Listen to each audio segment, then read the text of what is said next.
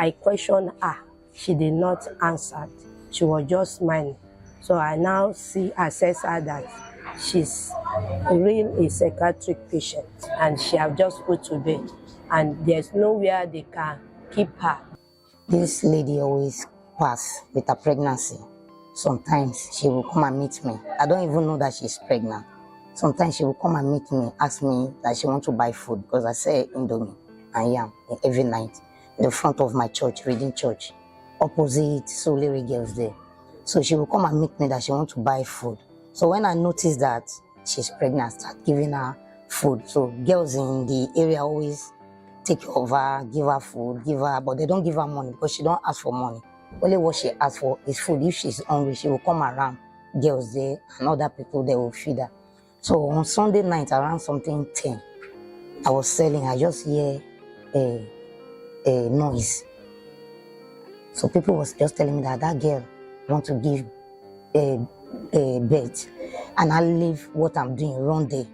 So thank God, before I get there, she have already put to bed. So I tried to cut her. I'm not nurse, but you know, I have no choice, nobody to call. So, and I tried to cut the novel, we bath her there, take care of her. So immediately we do that and she bathed also. So I now bring her to my church, Reading a church, Saturday of in that empire there. So that was, I call one of our choir, Mommy Chioma. She was in the church then around that time. I wake her and she now attend to me. I tell her that there's no way I will put this child now and I can't call my mother this night, it's late. That she should help me keep the baby in the church and the girl. So the next morning, the next day, we will try to find what we will do to her. So she now said no problem. So we help the girl to the church. She sleep there and her daughter. So when I came back yesterday morning, and I called my mother on the phone, I said, there's no accommodation in the church there. We have not tell our pastor. That I know that the woman will tell the pastor and the pastor will come in. So I said, let me just organize where she will stay because she's sick. She always take drugs. She take drugs in this Akala. So I said, to save the baby's life, let me call my mother. So my daughter called me, that mommy, there is an emergency patient in their church, that there is one lady put to bed. I said, what's the condition of the lady? So he said she has a psychiatric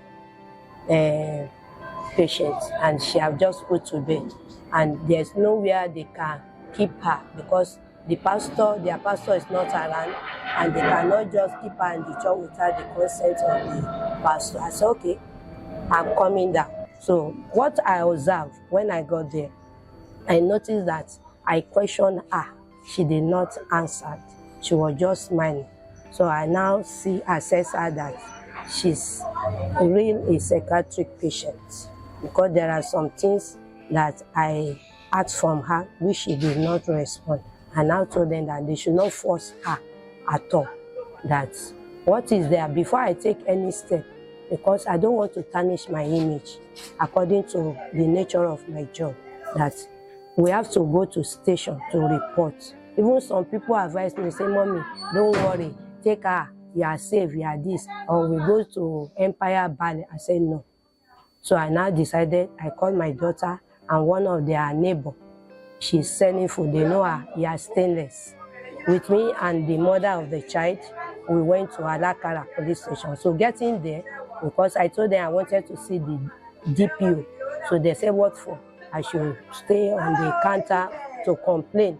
So I now explained to them.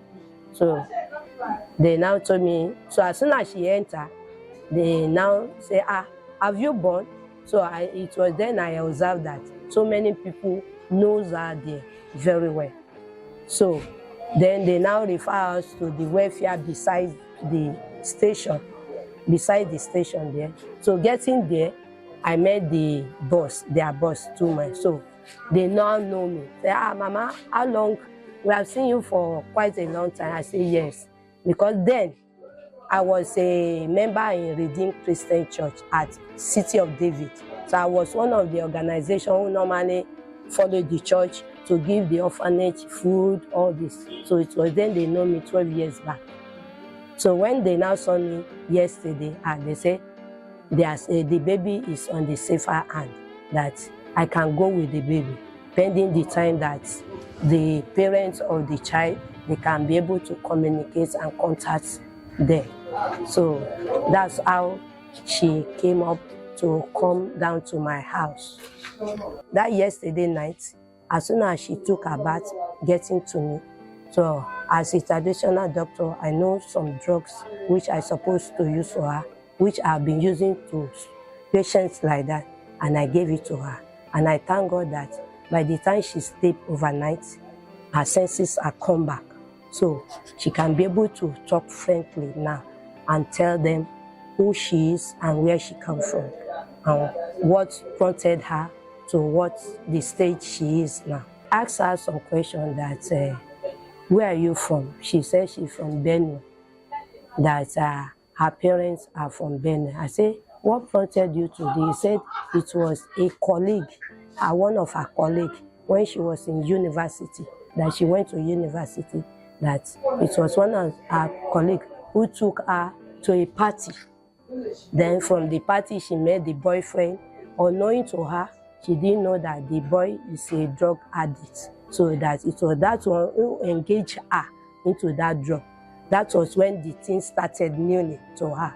So since then, so when she now found that she cannot do without the drug, she now left the house. So when I now went to Empire to ask, so some people told me that the mother, during that time that thing started on her, that the mother and one man and her sister always come there 3 years ago to chase her, but immediately they want to grab her to hold her, she will run away like a bird.